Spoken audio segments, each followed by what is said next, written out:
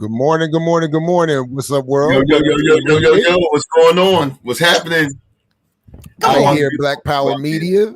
Yes. Good morning. I'm Jared Ball. I am Baba Lukman. I am Kim Brown. Good morning. Burn it down. Yeah. Right on. Good to see you. Shout out to Sister May in the back. And shout out to our, I guess, running late comrades.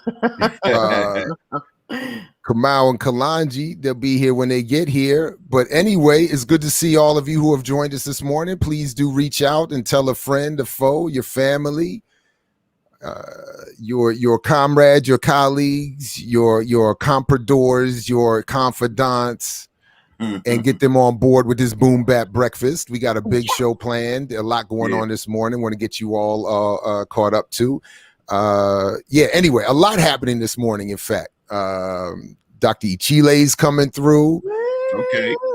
The People's Congresswoman Cynthia McKinney is going to be coming through later in the program. Wow. Let's go.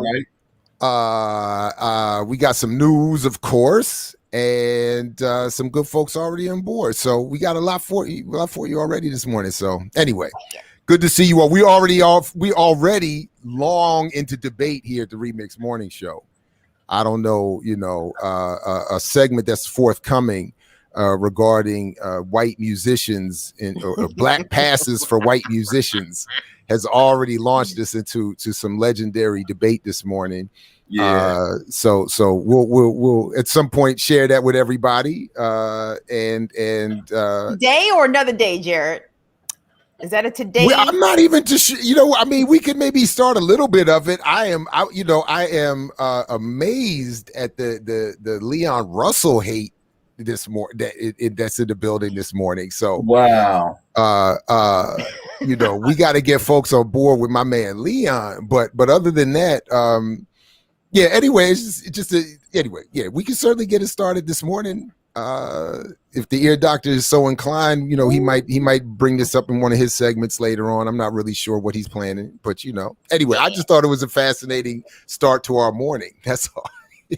Yes, and to be clear, when we're talking about white people who get musical passes, that is not the same as being invited to the cookout, which needs to die anyway. That's right. The music might get played at the cookout. That's basically all we were saying. Right. That's another level. Yeah. What's up, Kamau? How y'all doing? In honor of you, I decided to wear a collared shirt to try to. We got to add some professionalism and some responsibility.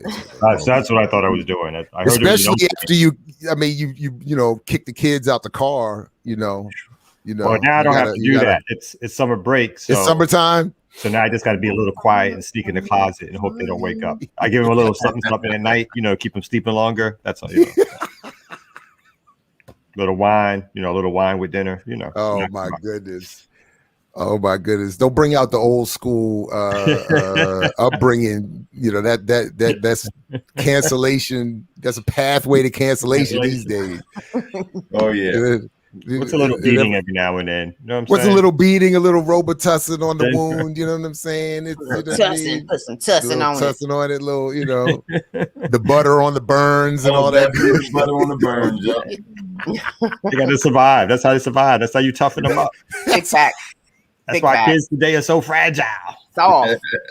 These kids, soft. Good morning, Ricky Ryan. Good morning, Big Teal. I appreciate y'all. What's up, Shirley? Yes, indeed. Shout out to the remixers and the mix-a-lots. Yep. Whatever team they're on. I will say this. It's not a news story today, but speaking of surviving in health, I will say this is a good day to be a vegan given the cyber attacks on the meat industry that I caught a little peek at this morning. So watch your meats if you are so inclined. Who is it so inclined? Right. Only people that don't eat meat are soccer players. I understand. The healthiest people on the planet, man. I'm trying to tell you, man. The real athletes. What did the cyber attack do? I'm just like, what? Like, did it? Honestly, I'm not even sure. That's why I wasn't calling it a news story. I had just peeped it as we were getting ready to go on. I saw something scrolling on somebody's screen and thought it just looked funny. So I don't even honestly know exactly what's going on, but it just seemed like a good time. It just said cyber attacks against some of the largest meat producers. So, and you know what, though, we have to watch the way that the media frames these quote unquote cyber attacks, because I think it was a journalist for CNN, who it was specifically escapes me, but they reported that the Colonial Pipeline cyber attack allegedly was not actually the pipeline being shut down by the so-called Russian hackers. What the hackers apparently did was disabled the pipeline company's ability to bill the gas stations. It wasn't so much they couldn't move the gas, is that they couldn't get their money the way they had always been getting their money. So they shut the shit down. So again, like the corporate news media is always here to run interference for these corporations. So we need to be skeptical about how these joints are being reported to us. Well, again, Kim is tripping though, Baba, because I just listen to it. I just take it whole. I just take it as gospel. When CNN reports, I'm like, that is what happened. But it's mighty funny because I know people like in all kind of industries, and over the weekend, my brother-in-law who works in the gas industry, he said to me, he said that the alleged hackers actually sent a apology letter. And said that they apologized for causing. They didn't want to cause the people harm, and so they said they didn't care about doing what they did. But he's according to my brother-in-law, he said that they was really they apologized to making it rough on the people, but they said that this ain't the last you're gonna hear from them. So what I haven't just spent the weekend with my in-laws. I know they never lie. So right, mine don't either. So. This seems to be the only successful way to pull off a big heist these days, though, is to do these cyber attacks and then charge the cities, state, federal governments, private industry, and these folks pay the ransom. I'm not sure if that's the case here, but I remember recently there was another attack where there was a ransom paid, and for the most part, as far as I can tell, a lot of folks have gotten away with it. So it's the new expropriation.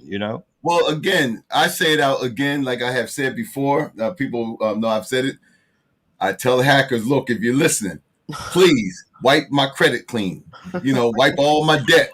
All of those things. If Biden won't do the student loan relief, that's right. That's right. How does CBS do it? I mean, can we get some? Show me what you can really do. Bring some of these cyber folks to your FTP and all that training, and get some of these cats enrolled, man. What's up? I'm only here so I won't get fined. What up, RemiX? Kalonji John Chang in the building. I'm here. Technical difficulty. I thought they sabotaged my system this morning and whatnot. You know what I mean? But I'm here. You paid the ransom? Did you pay the ransom? Paid the ransom. You paid the ransom. And they let him in. Ski mask way. You know what I'm saying? Shout out to the fridge lady. Paid the ransom. Good morning. What's going on? Good morning. Good to see you, man. Glad you made it through. Yes, always good to be here. Hey, if again, we only got a couple minutes before I know the ear doctor's going to get here, but I just want to throw something out. Maybe we can at some point all chop this up at another time if we don't have time today. But there was just something. Again, it's not a news story for me, but in hearing the a discussion again about Kwame Brown with Meta World Peace, aka Ron Artest, or FKA Ron Artest, they made a lot of mention. They made a lot of references to folks that as experts and people to pay attention to. That I don't know where we all I don't know what we all supposed to do with this. So he was I know what's going on. He said because he grew up uptown in Harlem, where he was introduced to the 5 percenters. So they put him on to the ways of the world. Then, of course, Ron Artest. Ron Artest's from Queens, baby. Ron Artest been screaming Queensbridge specifically. Excuse me. When I hear Uptown, he said the word Uptown. When I hear Uptown, I think Harlem. So forgive me if Uptown also means Queens, but I did not know. She's doing some Googling right now. She's like, wait a minute now. No, I saw that Ron Artest documentary that Showtime did, which was outstanding. But yeah, I'm sorry. Okay. Go ahead. I deferred to you. I'm just saying this morning, I heard him use the word Uptown. So I just was like, maybe he just, I don't know what anyway, wherever he's from. He was saying, he learned from the 5 Percenters. He watches Brother Polite, and he follows Boyce Watkins. So this was how he was making clear to his interviewers that he understands how the world works and why ultimately why he defends Kwame Brown. So I was sitting there saying we both end up on Team Kwame, but very differently. So I was just wondering if at some point, how do we really talk about who has the mind, who has the attention of many of the people we either want to teach or organize or build with, that we may not disagree, or we may not always agree with some of that sourcing. Anyway, there was just something I just wanted to at some point throw out there for rumination. It's going to take a lot more either online or street work or something. And I don't even know if I think the 5% Nation's ideology is it's somewhere in the middle. Like it's a little bit that they can, folks can have to learn it, what I mean. But obviously, it's not a hard concept. And in fact, in some ways, it's quite socialist, right? So do you ever watch Brother Polite stuff? Like I've gone down a few of those rabbit holes, man, and there is some entertaining viewing. There might even be some tidbits of information. Yeah, go ahead. Yeah. Well, I like the word entertaining. Let's not peace to the gods on the earth. You know what I'm saying? Because I know we got a lot of folks out here checking this out. You think you have a large audience of gods and earths? Is that what you're saying? We do actually. I wouldn't put Polite in the same boat. I think that's kind of like saying, putting us all in the same boat, saying that because we are nationalists or Pan-Africanists, that we all rock with, let's say, Umar Johnson.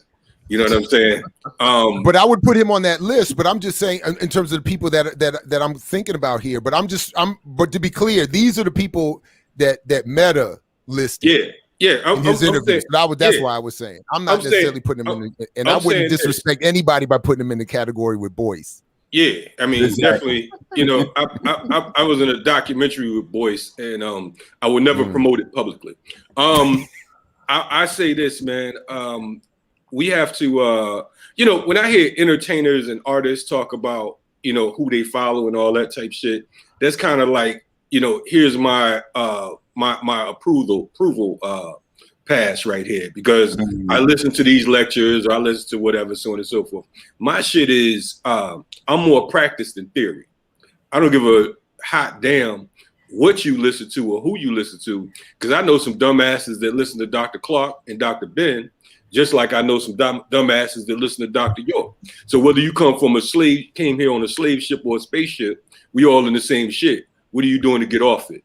That's my motherfucking Kalanjiism. Well, right now, honestly, the only doctor I want to hear from is the ear doctor. So we'll revisit this another time. But my man, what's good? You got today's mathematics, son? What's happening? Oh, word. We dropping it. Get the overstand in the artist. You know what I'm saying? Overstand. You know what I'm saying? It's non-cipher guard. Now, anyway, let's get to the weather report. You know how we do. All right, Remix Morning Show. Remix in the building.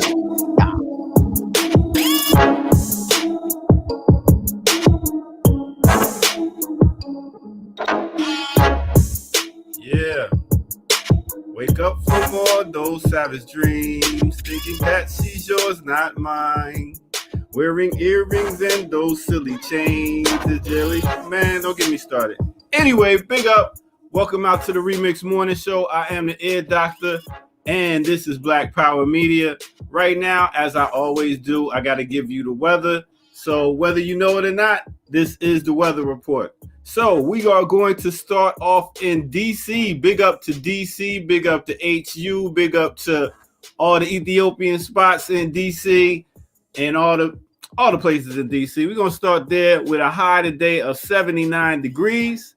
Next, we're going to take you over to New Orleans, Louisiana. Hey, baby. We're going to take you down there, get some crawfish and all that stuff. We're going to see a high in New Orleans of 85 degrees.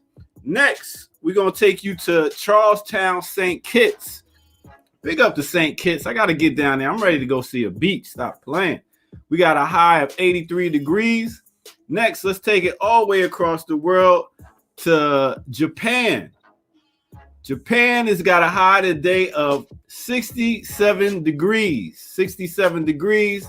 And then next, we're going to take you to Tulsa, Oklahoma. Tulsa, Oklahoma has a high of 75 degrees. Now, you know I usually tell you where it's colder than the white man, but guess what we're going to talk about today?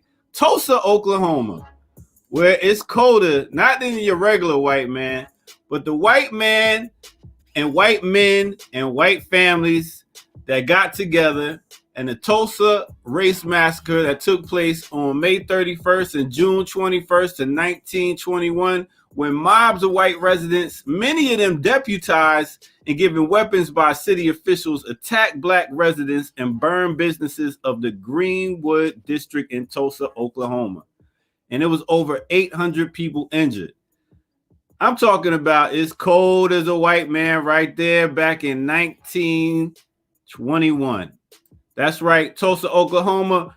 Big up. Hopefully they get some reparations for that incident that went down. But yo, that's what it is. Let's take it back to the morning show, y'all. All right.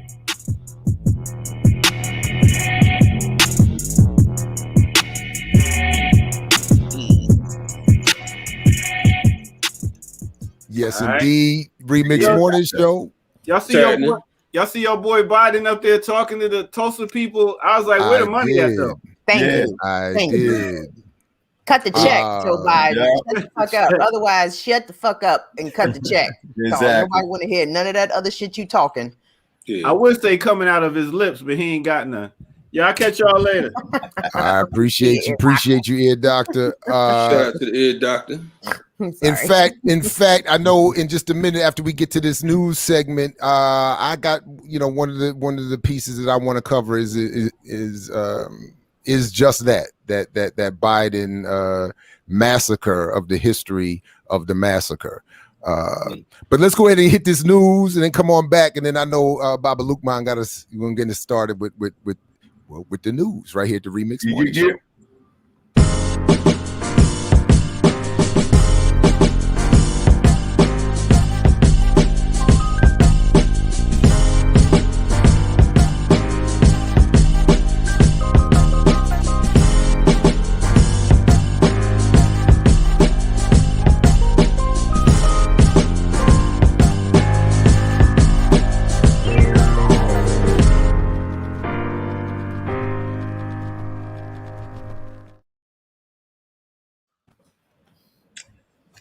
All right. So, yesterday we were talking about Naomi and about the whole mental health issue. Mm-hmm. And so anyway, I was looking at let me see here. I was looking at some news stories, and apparently a sister had created an app that makes mental health care affordable and stigma-free, for the Black people, for communities of color, they say. And her name is Tamar Blue. I wish I could share this, but I'm having difficulties right now. It says her name is Tamar Blue, and she's the founder and CEO of Mental Happy Inc. Incorporated. And it's a safe, affordable online community that provides positive peer support groups led by health and wellness professionals, along with science-backed toolkits and other premium features. And her company is inviting 1,000 health and wellness professionals nationwide to join the Mental Happy movement. She also says that what she wants to do is to take the stigma out of mental health treatment in the Black community, as we know, and it's getting a little better. But we know that there's been sort of like a stigma of when it comes to mental health in our community.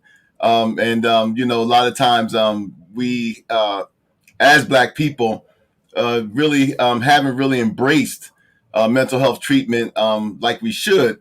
And like I said, I think that's getting better. But it also shows how we come up, and when I say we, how Black people, how we often come up with our own means of dealing with our own situations. According to the mental health illness, I just wanted to put this out there.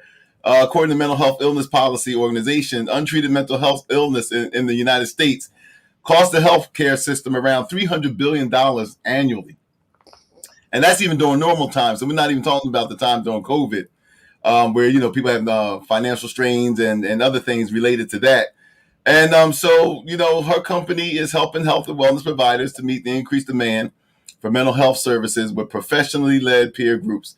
And so, you know, big up to her. And I'm glad that you know, we have somebody in our community that's actually, you know, taking this thing on. And especially in this age of technology and everything, you know, a lot of things are going through the ways of apps.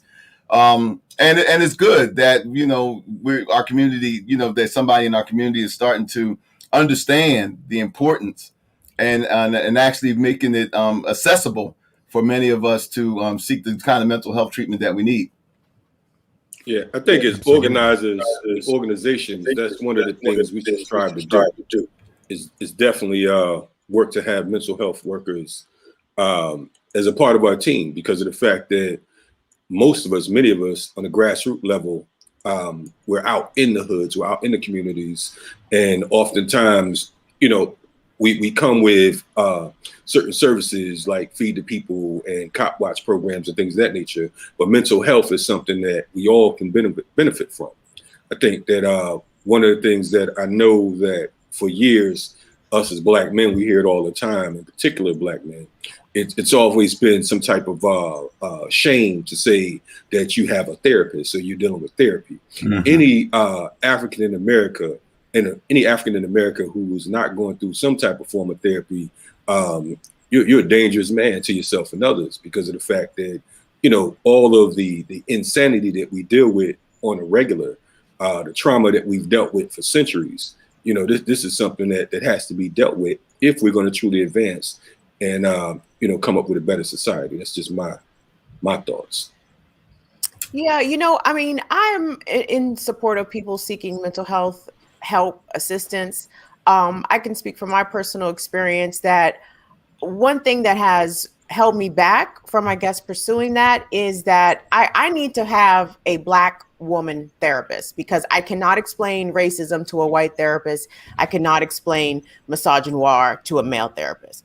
And, you know, if I'm spending a chunk of my therapy time and dollars trying to explain what my experience is like in this country, then that's kind of a waste of my time, right? Like, if the person is not coming with a certain level of understanding of the struggles and challenges that go along with being a Black American woman, that's not helping me. And I think more people, I mean, I think we need to know where to find the Black mental health providers, right? And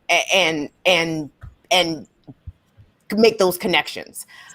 Because I think therapy for just therapy's sake, it may or may not be helpful to you. You know what I mean? If there's a cultural gap there between you and your therapist. So that's just my 2 cents. I just wanted to throw that in there. No doubt. And to add on to what you're saying, Kim, for future reference for any listeners that's listening to me, anytime I talk about any type of counseling, therapy, or anything dealing with our people, I'm talking about Black people. You know what I mean? So from this point on, please understand that my name itself means just that.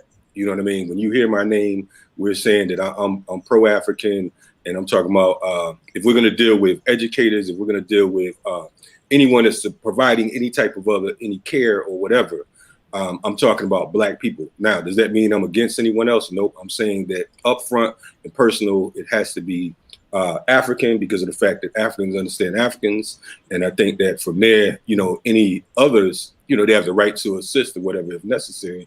But, you know, I'm always talking about, if I'm talking about education or anything else, be clear about it. Hey, just for the record, if anybody, wants any help with that, I actually have a pretty good plug to, particularly in the DC area, to African-centered counseling psychologists and therapists. Shout out to Ascensions in Southeast DC and their crew and others. So if anybody, I'm happy to play intermediary on that note, because I agree with basically, I think everything everybody has said. It's an essential service. So yeah, and we definitely want to help out with that. So please do avail yourselves. And so anyway, I got another news item, and for those who are in the Bill Cosby camp, I got some bad news for you. Speaking of mental health. Yeah, right. So if you're in the Bill Cosby camp and you was waiting for him to come home, you're gonna have to wait a little bit longer. Bill Cosby has been denied parole. The former comedian, disgraced entertainer, is currently serving a 3 to 10 year felony prison sentence for drugging and sexually assaulting a woman in his home in 2004. According to a letter that's been obtained by media outlets, the Pennsylvania Parole Board rendered its decision on May 11th, citing that Cosby must still participate in and complete additional institutional programs. Other factors that contributed to the decision to keep the one-time funny man behind bars, Cosby's own failure to create a parole release plan, and a negative recommendation from the Department of Corrections itself. According to Cosby spokesperson Andrew Wyatt, the comedian refuses to participate in a mandatory sexual violent predator course and has no plans to do so. For Cosby to be considered for parole, he must successfully graduate from a program for sex offenders and violence prevention. He must also maintain a clear conduct record at the SCI Phoenix in Skippack Township, Pennsylvania, the state prison where he's incarcerated. Cosby's legal team in December of last year filed an appeal to overturn his conviction, saying that he deserved a new trial. The Pennsylvania State Supreme Court agreed to hear the case and is expected to issue a decision sometime this year. Cosby has been accused of drugging and raping dozens of women, as we know, over more than 40 years. He became the first celebrity to be convicted in the era of Me Too in 2018, and his first trial in 2017 ended in a hung jury before he denies all allegations. Well, so Bill Cosby's like, no, I'm not going to do what you tell me to do. He's 83 years old, fellas. Comrades. And I think that Bill Cosby's like, look, whatever happens, happen. But he's 83. He's 83 years old, man. I mean, he's like, white man, what's wrong with you? Right. It just seems like look, I'm just settled in now, man. So I don't know, but he's got to register as a sex offender. If he wants to get out. Oh, sorry, Bill. I mean, imagine being that age and being that stubborn. I mean, regardless. First of all, I believe Bill Cosby 100% did that shit. So let me just put that out there. But imagine like you just don't want to go to the classes, so you want to keep your old ass in jail. You don't want to go home to your mansion, Bill Cosby. I'm confused. Maybe he might not have a mansion left. Go ahead, Gandhi. Now I was gonna say maybe he like those Jello pudding pops they're serving in there. I don't know.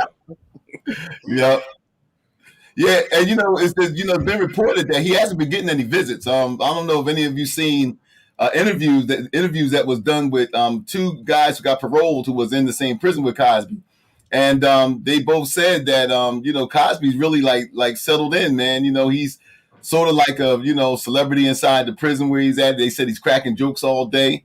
He's got everybody looking out for him and stuff like that. He's from Philly, so sure, the Philly crowd is there looking for him, but looking out for him. But the thing of it is that they said that Bill, like he's settled in, according to these guys, and that he's and that he doesn't get any visits. Camille hasn't come to see him. His daughters don't see him, so they said he doesn't get any visits. I don't know if that's by choice or they just cut him off, but hey, look, like you said, Kim, he's 83. It's like, why risk dying in prison? You know what I mean? But he has nothing to go home to. That's what you do at 83. You don't listen to nobody. You don't take no advice from nobody. You don't want to do what nobody say. You want to be cranky as hell, and you stay where you at. So if he was out, he'd be in his mansion in his big bedroom, and he probably wouldn't even leave that no more. You know what I mean? So for him, it's just like one room is another room at this stage or whatever. So it's his retirement home. That's where he is right now, man. Wow. Yeah. To think that Dr. Clark dedicates his last book to the Cosbys is just painful. Important to note that it was Camille's relationship with Dr. Clark and getting him some help with reading that led to that. But it's just crazy to see these overlaps. And she was, for her, in her own right, a brilliant academic. I mean, I used to read her work in grad school. Her essay about her son's killing in the USA Today, I think was right on in terms of white supremacy in this country. So when I hear she's not visiting him, I hope it's because she's trying to grab onto some little bit of dignity that she's, got. I doubt it. At the end. No. Right. Wow. Well, I mean, there's layers to this, right? I mean, again, I think we all agree that I'm assuming everybody thinks, Cosby did it, right? But I think Chappelle has some famous skits when he talks about all the stuff that was happening during the civil rights movement, and Cosby potentially even paying for the podium or for the March on Washington. Sure. I'm sure there's the scholarships, there's the donations of money. He gave money to Spike for Malcolm X. Yeah, whatever. Well, that's a negative on his record, but yeah. But there's layers, like it's all that stuff and more that he's intertwined in the Black community, right? For positive endeavors. And obviously, what happened has just washed over all of that. But those connections historically still exist. I'm mad that he tainted the history of Fat Albert. That's all I'm concerned. That's my thing.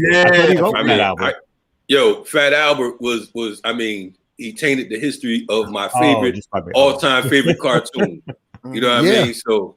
I'm hot about that. Bill. Watching it. I used to watch it with my kids. We stopped watching it. I was like, I can't do it. I used to go to school late watching Fat Albert, man. You know what I mean? Man, that was high school. No, you went to school on Sunday, Kalanji. No class. You already know that come out. Kalanji, we all know Begging Benny, right? Begging Benny. Yeah. Oh yeah. We know. we know Dumb Donald too. I don't know who won the version of the show, but it is what it is. Anyway, we gotta move on past Pill Cosby. You know what I'm saying? Okay, past the pill. Got me scared to drink here. Yeah, but anyway, moving right along. Listen, moving right along. Just a couple things just a couple short announcements of sorts on my end. One, for those who may have missed it or seen it and were looking for it. The great discussion that we had with Erica Keynes and Bilfina Yawan about Keith Davis, we had to make that members only. So please do check for it in the members only section and check the links for all the following up resources. And of course, stay in touch with Hood Communists and others for more information on that as well. Just wanted to point that out to folks who may have been, wondering what was going on with that. Similarly, I did want to add on just a little bit. Actually, my bad. That's the only announcement. Okay, I thought I had another one, but that's it. So I wanted to add on just a little bit to what was mentioned already about this issue with Tulsa and Biden's speech last night. I actually started to watch it. I don't know if any of you endeavored to check it out at any length, but I only made it up to the first few minutes. It was just too painful, and first of all, it began with a sister who is a descendant of someone who lost their business in Tulsa, opening up with a preamble, an introduction for Biden, and she does what I think is part of the problem here. She opens up by regurgitating the popular mythology about Black Wall Street. So first, before I even move on, that was the other announcement, by the way. The part 2 of Black Myths podcast, now on Black Power Media, is coming out later today. The video in part 1, where they deal with the issue of Tulsa, is already there. Part 2 comes out today. Where I add on just a little bit to the work that they were doing to expose the reality of what Tulsa was. And what the sister did last night in opening up for Biden was, again, regurgitate the mythology that it was a utopia, that what was good for a Black business elite was good for everybody. And this is part of the mythology that is misunderstood and is even being used to this day to prop up not only that history, but to make calls today for reparations, for, as I'm going to get to in just a minute, a use of the federal government's buying power to support Black businesses. And it, again, worse, and even worse than that, extends the mythology that capitalism, Black or any other, is going to be a benefit to anybody. So just very quickly, Biden on Tuesday announced plans to expand and target federal purchasing power to benefit more minority-owned businesses. This is something I actually do cover a little bit in the Buying Power book, a history of Black business leaders going to the federal government saying, use your actual purchasing power or buying power to support Black-owned businesses and support, supplement them. Biden pointed to Tulsa as an illustration of the ways in which, shout out to the LDI crew, I couldn't help but highlight that, the ways in which highways, segregated cities, Black Americans face more difficult path to home ownership, and impoverished communities haven't been given resources to climb into the middle. As Black Myths podcast points out, and even on one of my previous videos to a lesser extent pointed out, it was the implication, it was the federal public policy of imposing highways directly through Tulsa and many other Black communities. Shout out to Nathan Connolly at Hopkins University for his work on this history. That destroyed so many of these Black communities, Black business districts, and et cetera. So the idea that Biden would point to this history as a sort of, my bad, without any sort of direct plan to deal with it, is just more of the Democratic Party, Malcolm X, Fox-like, nonsense that we have been, forced to become accustomed to. But similarly, again, shout out to Black Myths podcast for making a lot of this plain. Today, white Tulsans are twice as likely to own a home compared to Black Tulsans. White households have a median income of $55,000, which isn't tremendous, while the median income of Black households is significantly lower at $30,000. This, of course, is not great. And of course, I think part of the mythology around Tulsa suggests that had Black Wall Street not been destroyed, that this economic reality would be any different, when in reality, I think this is where it would have ended up anyway. Tulsa's 100 years is a perfect example of why this discussion of federal reparations needs to move forward. Whatever your issue, perspective on reparations is, my point is that the history of Tulsa is being, I think, misrepresented to defend not only a Black capitalist history, but a need for a very narrow version of reparations, with Jackson Lee, making reference to HR 40. And then of course, this article claims that the idea of reparations has gained more traction in recent years, and longstanding, that only because the longstanding bill HR 40 finally got out of committee, but still hasn't even received a single floor vote in the House, and is certainly not likely to get passed in the Senate.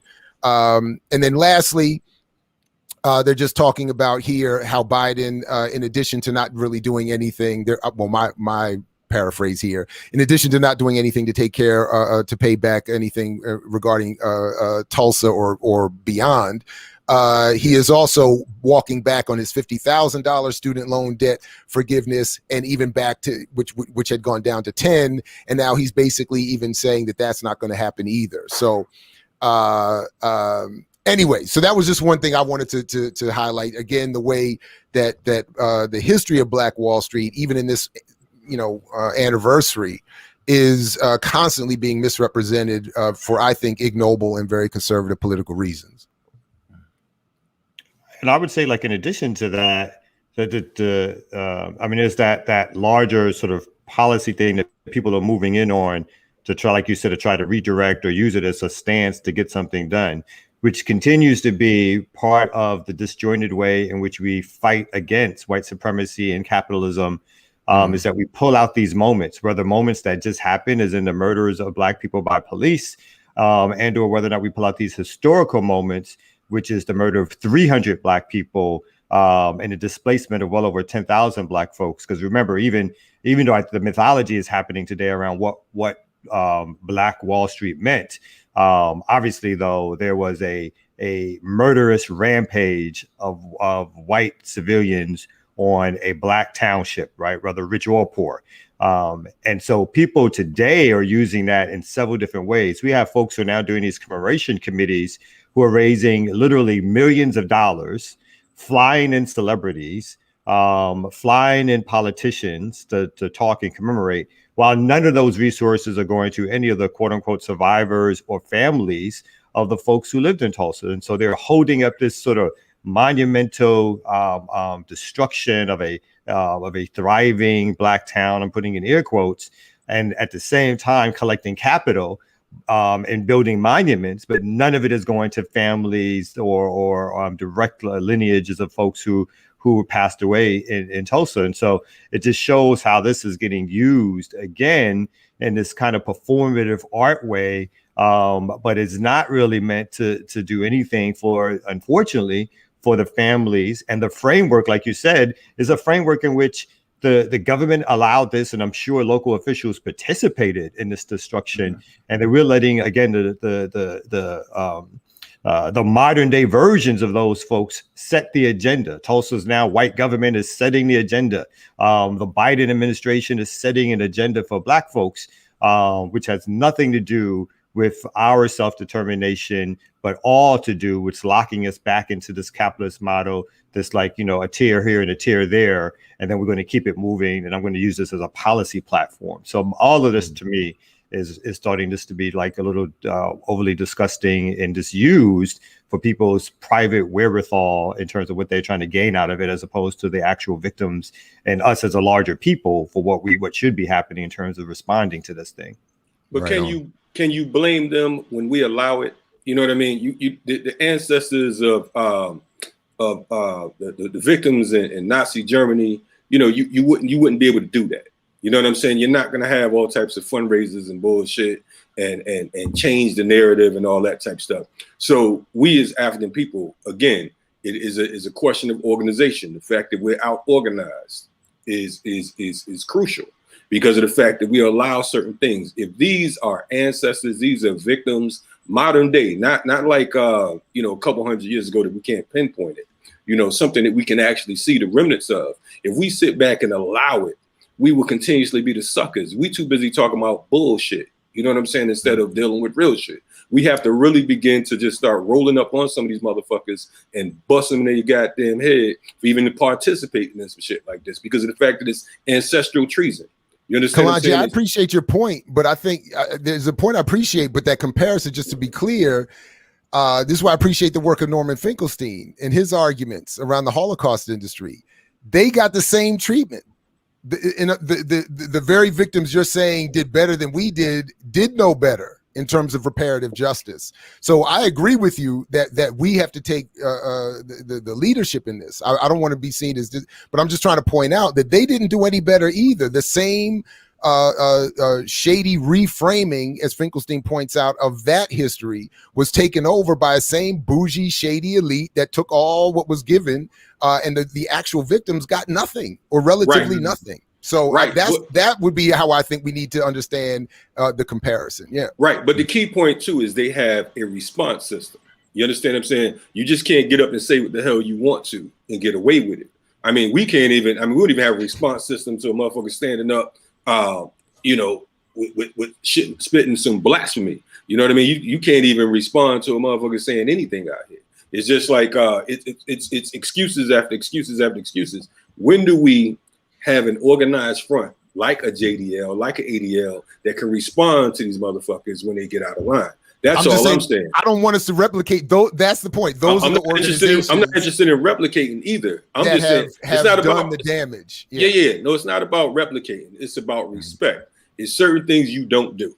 You understand what I'm saying? Where do we draw the line? But here's the nuance I'm trying to draw here. When you make the reference to the ADL and the JDL, what I'm trying to say is, as we try to do what you are correctly saying needs to be done, those entities are exactly the kind of entities that were created for the Jews to be mistaken into thinking that they're being defended when they're being ripped off. So what I'm saying is, that's the only part I'm saying I don't want us to replicate. The ADL and the JDL are specifically faking to be speaking for the people while they rip off all of their own communities. And that's all I was trying to say. I unite with that.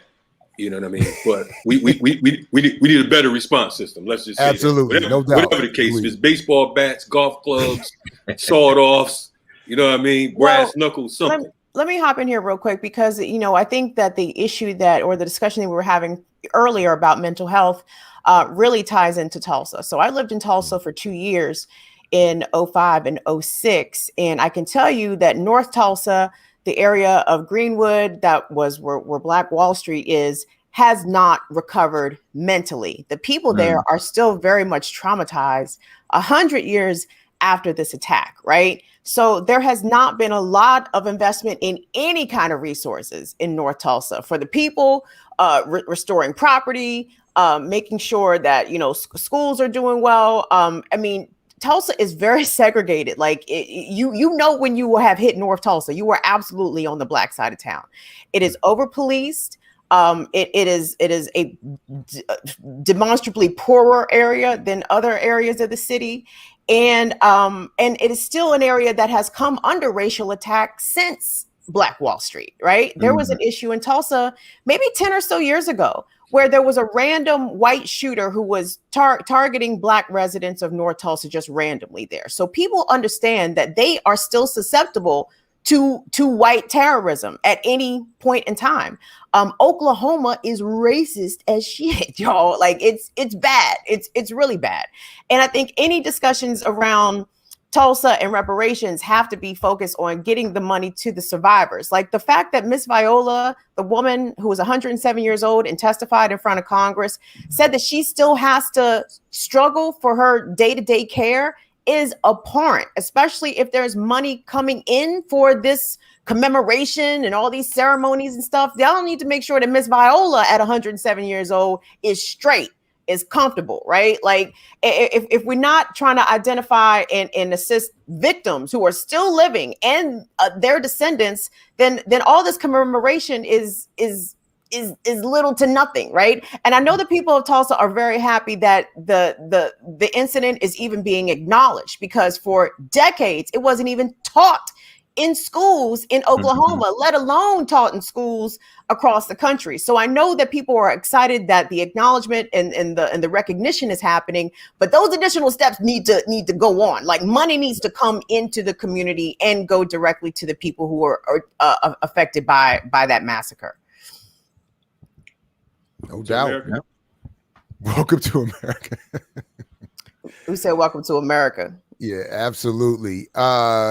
Well, look, this is probably an inelegant segue, but just in the last few minutes before we get back to the ear doctor, speaking of America, let me just quickly shout out my man Scott Brown, who man, you know what?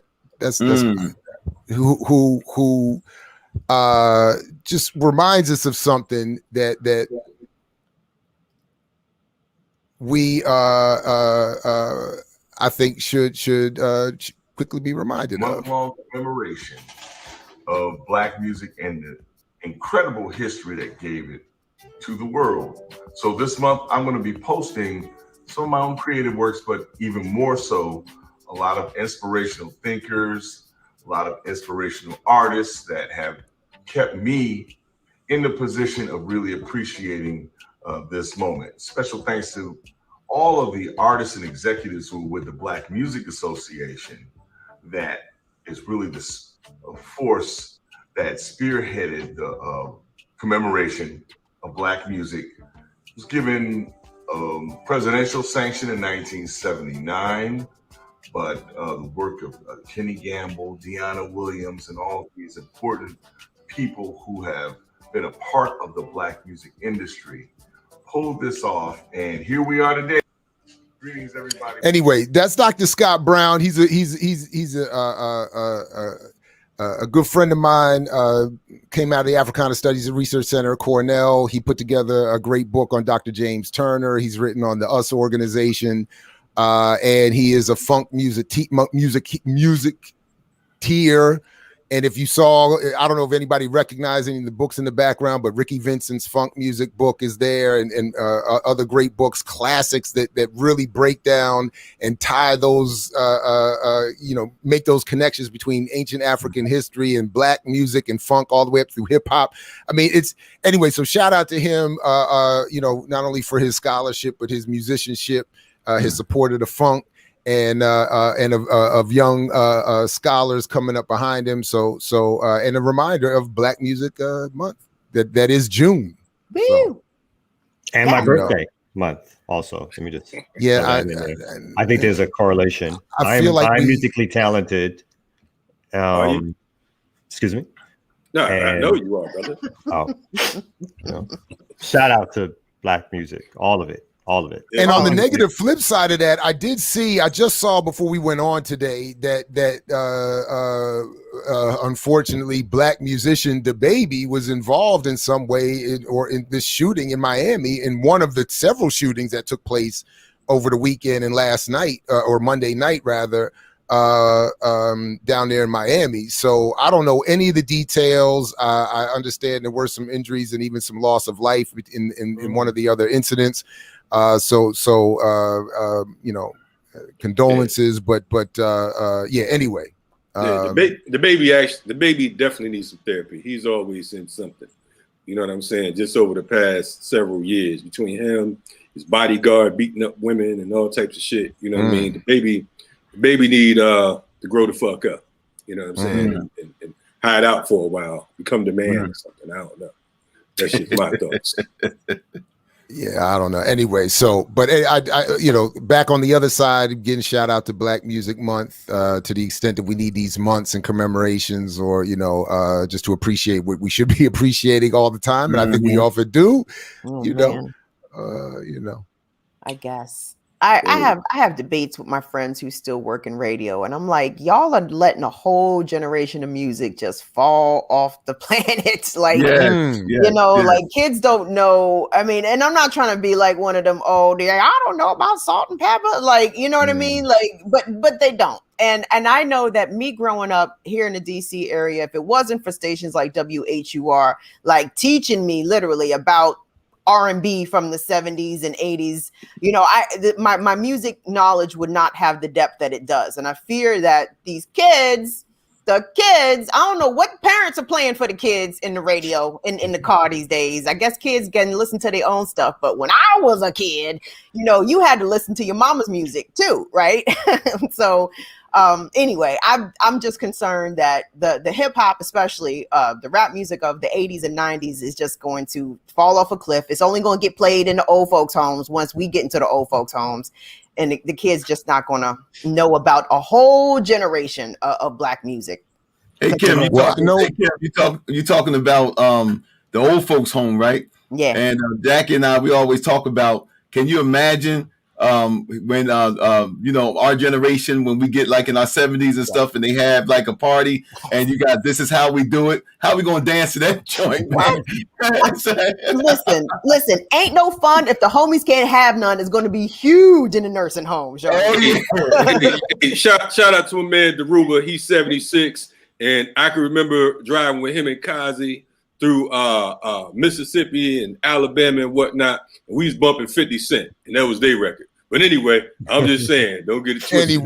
So, let's check in with the ear doctor and see what he might have to say about all this. He up there blazed, and blazing. Listen, if you want musical education, Sundays 8 p.m. with the ear doctor right here on Black Power Media. You'll hear music all the way from back to Cab Calloway to Little Baby. So let's get it. You know what I'm saying? Get it. Right now, that was a good promo. That was a real good promo. I try. But what we're going to do is we're going to give an artist spotlight. Since it is Black Music History Month, we're going to do it like this. We're going to show y'all a little new artists I got for y'all. All right? All right. RemiX Morning Show.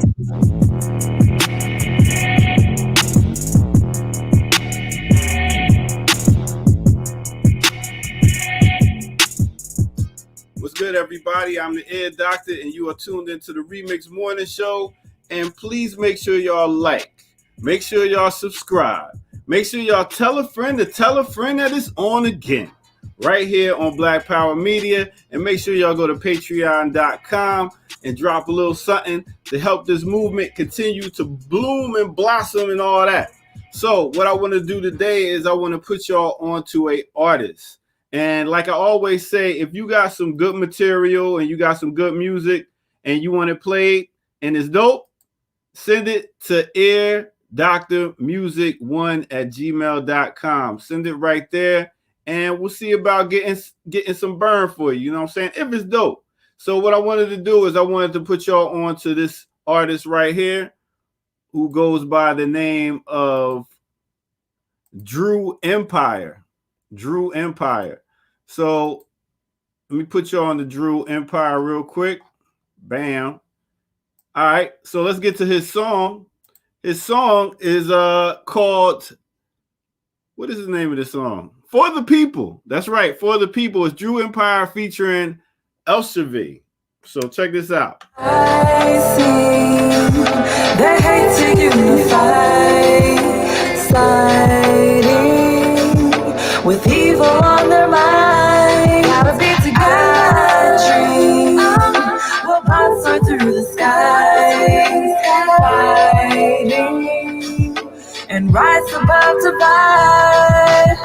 Just like a chandelier, you catch me shining at the top. Them do this just for drip the cop. Let's up retire mom and pop. Go home with my career, my every drop it got a bop. I got the job, no time to flop. And basic green, it seem to stop. I never slack, kill my people, that's a fact. If you never give me back, don't care if your bill is black.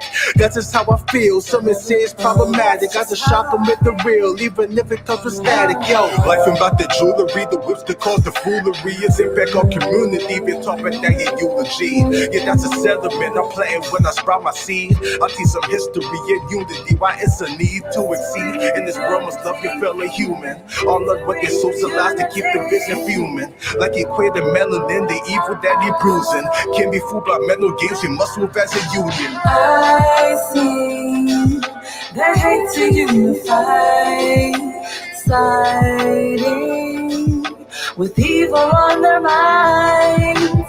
I dream we'll bounce right through the skies, fighting and rise above to fight. So boom, there you have it. That is Drew Empire. Like I said before, if you got something dope, send it in to airdoctormusic1@gmail. And listen, send your bio, because right now I ain't got much to go off on this one right here. Like I said, Drew Empire for the people. Let's get it back to the morning show crew. Yeah.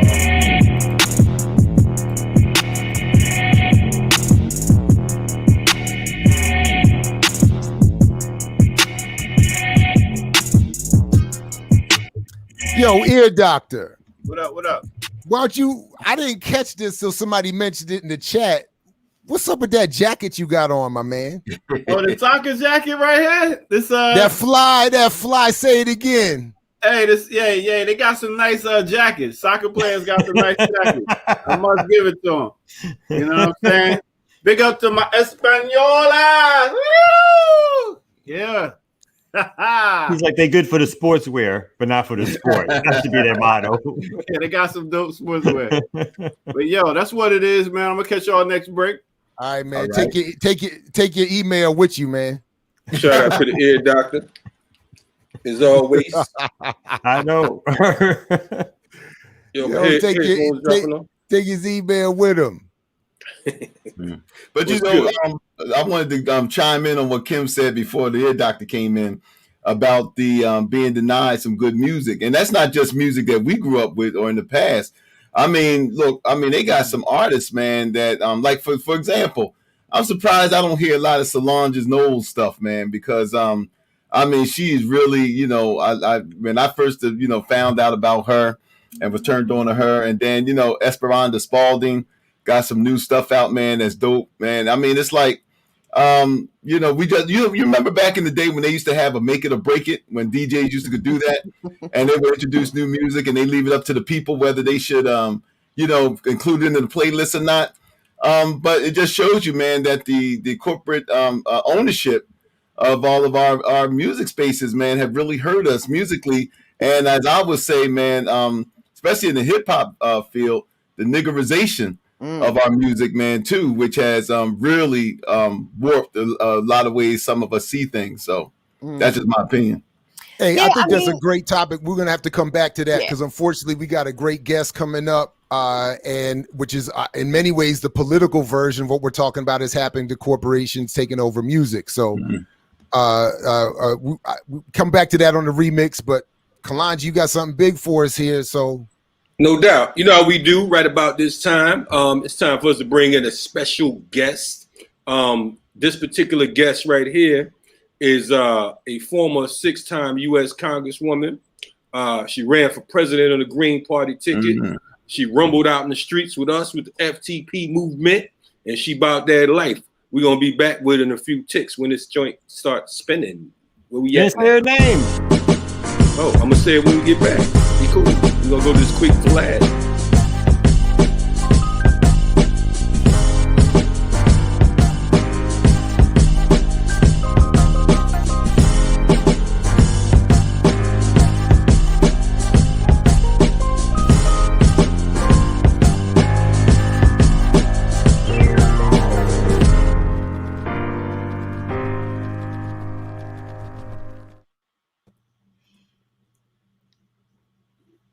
Yes. What's happening?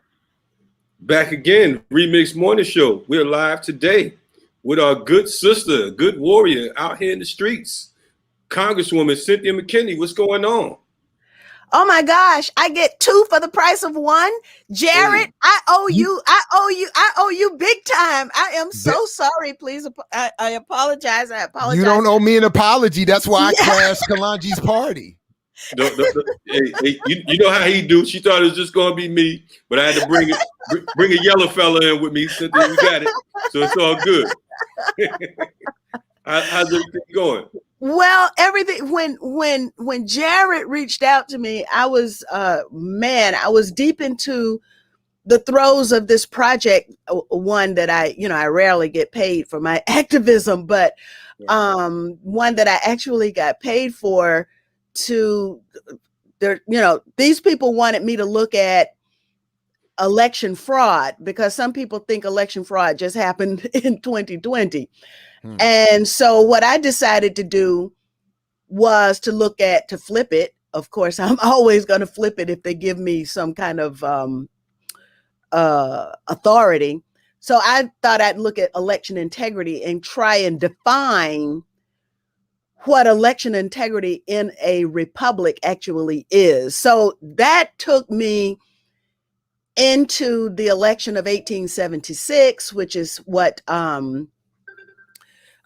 resulted in Rutherford B. Hayes's, you could say, selection, and and then the issue of how Black votes would be treated, what happened to Black people when they actually tried to exercise their newfound rights to vote, and just the whole thing. And I went back to the congressional record and looked at the debate that took place in both the House and the Senate around the 1876 election debacle. And you'd be surprised that basically this country, it's as if the United States is in 1876. I mean, the same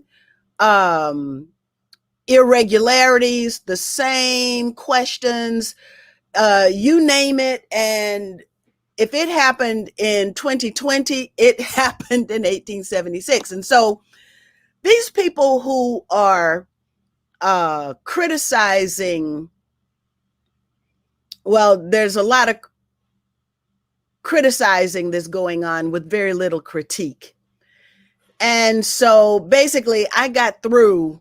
So what started out as going to be an hour and a half semi-documentary ended up being 7 chapters at 30 minutes each. It just, because the story, that's a part of the story that hasn't been told. But what I learned in doing this project, nobody has, really seen it, because my video editing skills lack a lot.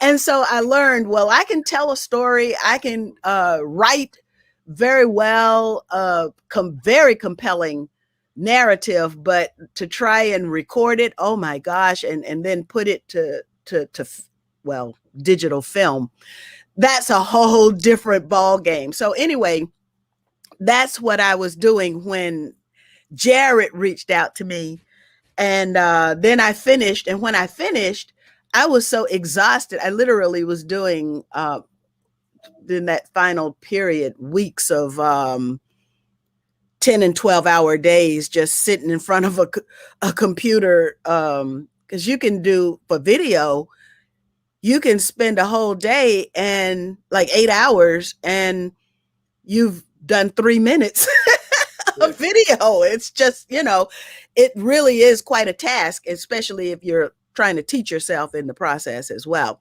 So anyway, that's what I was doing. And that is a story. I believe that is a story. It might have already been told by other scholars, but has it been told in the popular arena for consumption of non-scholars? I don't know if that story has been told or not, but at any rate, I attempted to tell it. we know you just didn't want to hurt Jared's feelings. You like Kalonji Paul. I can roll out for Kalonji. You know what I'm saying? Jared doesn't have quite the juice just yet, but it's okay. He my man. So you know what I mean? We brought him on anyway. And we gonna come back. We're gonna come back and do and bring her on Riot Starter TV for a full hour and bring Jared back as well, so we can really get in depth, because we have a lot to talk about with you, but unfortunately time isn't always on our side. So we want to make sure that we get down when we can. I know that you have a book out that's necessary that folks should be checking out, called When China Sneezes: From the Coronavirus Lockdown to the Global Political Economic Crisis. Can we rap a little bit about that? Yes, we certainly can. And thank you for giving me the opportunity to share a few words about it. So basically what happened was the war drums were beating back in 2019. 2000, oh gosh, I can't remember now. 2019, the war drums against China were beating. And the propaganda narrative centered around China's treatment of its Muslim population.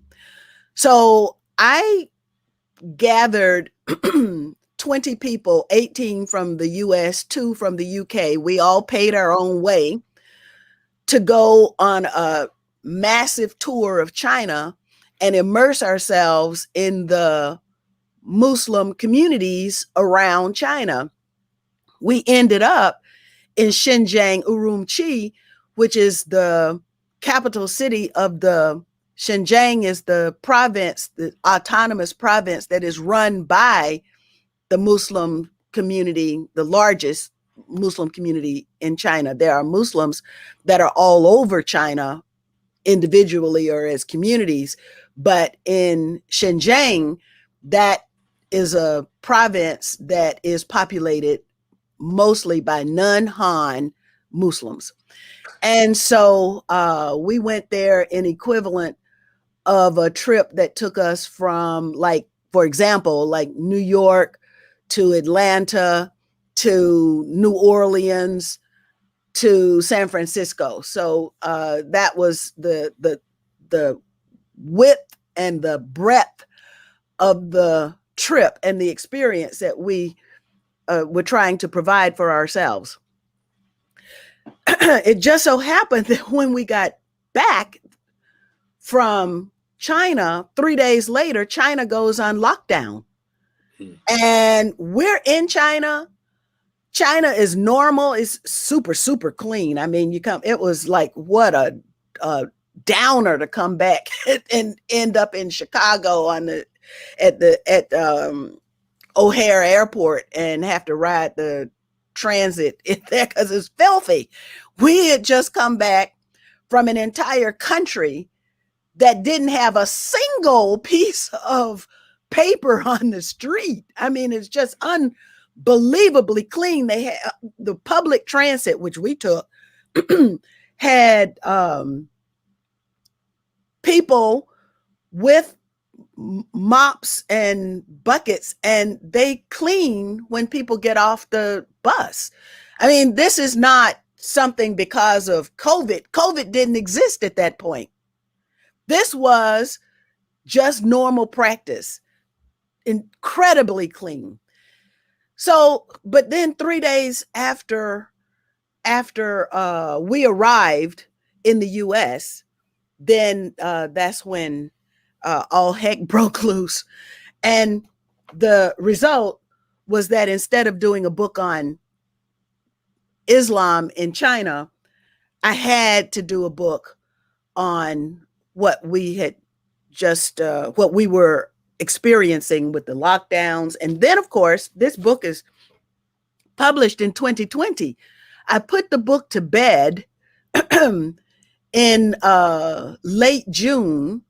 And so all of the information that's in the book is from the mostly Chinese and East Asian academic studies that took place from maybe December 2019 to June. And so a lot of those studies have been disappeared from the internet because the narrative, of course, is changing. And so now people are talking about, well, maybe it did come from a lab and it's Wuhan, but nobody talks about the fact that the United States is the father or the parent of this research. And the research took place all around the world. That particular chapter about U.S. bio labs level 3 and 4 around the world, that chapter was written by Jeff J. Brown, who formerly lived in China. I have an anonymous donation from an African who lives in China who explained what her situation was being Black in China. And I guess I wrote the chapter. I've got Whitney Webb in here. I don't know if you're familiar with Whitney Webb, but she is a fabulous investigative journalist looking into DARPA and what the Pentagon has done in terms of biological research. I wrote the chapter on genocide. And so the question that I posed was, is it possible to create a virus that kills selective populations? The answer to that question is a resounding yes. And if we look at the Project for a New American Century Boys, and I know we have to go soon, but the Project for a New American Century Boys who wrote Rebuilding America's Defenses, if you go to page 60, you will see that they wrote a sentence there that I can't give the actual quote, but it's very close to the quote. And it is, a genotypically specific bioweapon can become a politically useful tool. Now, if you go to Rebuilding America's Defenses, published by PNAC, Project for a New American Century, you turn to page 60, you'll find that sentence there, which indicates that those people who wrote that sentence would very much like to create a biological weapon that could become a political tool to be used by the creators. And that is, in my opinion, exactly what the world is grappling with now. So Dr. McKinney, if I can, just very quickly, and one, I want to reset and remind everybody who may not have followed your career closely enough that you are now Dr. Cynthia McKinney, in addition to your illustrious career as the People's Congresswoman, the first, all Black and brown female-led Green Party presidential nominee, and so much more. there are a number of questions I would want to ask. One, so one, if you could, because again, we don't have as much time as we need, and I can't wait for the riot start or follow up extended discussion. But two quick things. Could you talk just very quickly about, and I don't expect you to lay this out, but given what you just said, could you just I don't know, maybe bullet point or just alert us to whether or not your book covers this, the connecting of those dots between, because I've seen historically a lot about the development of chemical biological warfare weapons, but the direct connection between that sort of history and why you think what we're seeing here may be connected to that. And then separately, if you could sort of work into, I'm also kind of curious what it has meant for you to be doing this work, given that while in this country your history may be suppressed, I think a lot of people around the world are very well aware of who you are and what you represent. And I'm kind of curious what that was like being, you weren't just a regular congresswoman, you weren't just a regular Green Party presidential nominee either. You're not a regular anything for that matter. So like, what was it like when you were doing this research, looking to connect some of those dots and other things?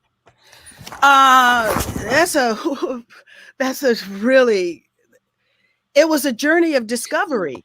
And Jared, with you also having written a dissertation and been through that whole process, that a dissertation is supposed to be a journey of discovery.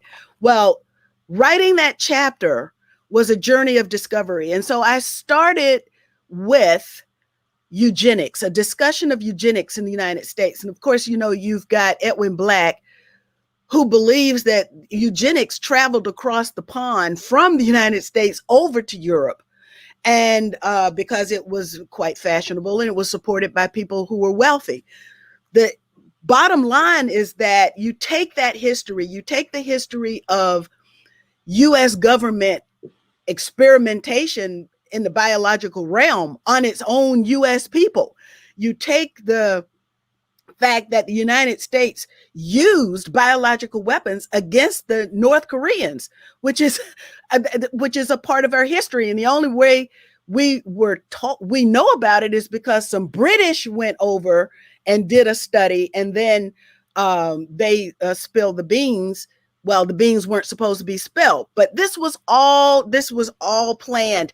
And the smearing of the use of hydroxychloroquine was included in a document that was written at the time of the Obama administration, as Obama was leaving office and Trump was entering office in 2016. I have the whole story right here in this book with footnotes for of course you have to have footnotes and things like that. But University of North Carolina is the site of the study, the first gain of function study on coronavirus. The reason much of this is China-centered research is because the Chinese East Asians were afflicted with SARS. And so you could say that SARS coronavirus won, and it didn't matter where on the planet an East Asian person was, they were susceptible to SARS. So East Asians in Asia were suffering, and East Asians in North America were suffering. And the Chinese were looking at themselves and they were saying, what's wrong with us? Why is this disease only affecting us? And so they are the ones that did the research. When this Wuhan laboratory opened, the Chinese said, we're also going to study HIV. We're going to get to the bottom of HIV. Now, imagine you've got to smear the lab because you don't want independent eyes looking at the origins of HIV. So anyway, I go into all of that here, the selective susceptibility of, you just have to look at who's dying. You can't look at the cases, you have to look at who's dying. And then from there, you take a journey into the research. And it was a university in Australia that mixed first the HIV with the coronavirus. So the United States was doing this research. The United States was outsourcing this research to its friends around the world. And now the whole world is suffering because the human bloodstream has become a battlefield. Wow, that's a serious statement. The human bloodstream has become a battlefield. I mean, that is a serious thing, especially like you said, dealing with the history of chemical and biochemical warfare utilized by the United States and others. I want to say gain of function research is spooky, man. Oh yeah, sorry. I mean, it's not. You're right. I mean, it's just like, I mean, you know, for listeners, it sounds like you said, you have to have footnotes because of the fact that it sounds like one big conspiracy theory, you know, to the naysayers. It's like, why would they do this or why would they do that? But you know, definitely the book sounds like a must have, a must read. Politically, you know, looking at where we are right now, this particular climate, you've been in electoral politics for decades, but of course we see you way more than a politician. I think that I could go on record saying the most necessary politician that we've had here in the States, period. You know, because of the fact that, I mean, you've touched on everything from the assassination of Tupac to, you know, being frontline in the streets. I witnessed it myself in local matters. The Katherine Johnson case, 92-year-old Katherine Johnson being murdered, being gunned down by Atlanta PD. And she's doing COINTELPRO hearings at the CBC while other cats are getting their AT&T checks. Shutting down Donald Rumsfeld. Shutting down Donald Rumsfeld. I mean, just like incredible, man, pardon my English, incredible shit. I got to say it just like that, you know? So we've all, and it's like, it's never been a time that we've called upon you and you weren't available and accessible to the people themselves. The state of politics right now, we're looking at Biden. What can the people expect in your opinion? Well, I've so tuned out of Democrat versus Republican. I mean, Jared, you knew it before I knew it because I was still a believer when you were an independent. But the only way, you know, there's a long line of Black people who are ready to get their heads shined by the massa. And so you stand in line and you get your turn. And what do you make of your turn? Well, if you're smart, you emerge as a millionaire. You are able to satisfy your or even your vices and maybe learn a few new vices you didn't know you had. A la the Jeffrey Epstein phenomenon, which is rife in Washington, D.C. Let me just put it that way. And so people like me, I went to Washington to do my job, to represent my people. I wasn't at the gym. I wasn't getting my nails done. I wasn't, getting, weave in my head or whatever. Yeah. I was there to represent, first of all, my constituents, and then my state, and then my country. And I was there definitely to represent Black people who didn't have representation, particularly in states where there was no Black representation. So I understood also that money was the name of the game, and that what our community lacks is a return on our political investment. If a vote is a political investment, then the return on that vote is an improvement in the conditions felt by everybody in the community. And so if that meant what I learned is that there's a whole lot of anti-poverty money, but it doesn't get to poor people because there's a lot of hands that take it, they steal it. Jared Kushner is one of those that stole money that was housing money that was supposed to be for poor people. But he's not the only one. It's a common occurrence, which is why we continue to have poor people. We should be, as a country, we should be ashamed that we have people sleeping on the street, people freezing in the wintertime. We should be, the things that have become normal. I don't want to go back to normal, and I don't want George Soros's new normal, because Soros, I have a paper that I wrote called Purple Revolution. I can't even remember the name of the paper now, but it's hybrid warfare, where I go into this asymmetric warfare the United States has been playing against other countries for a long time. And that just means it's not army to army.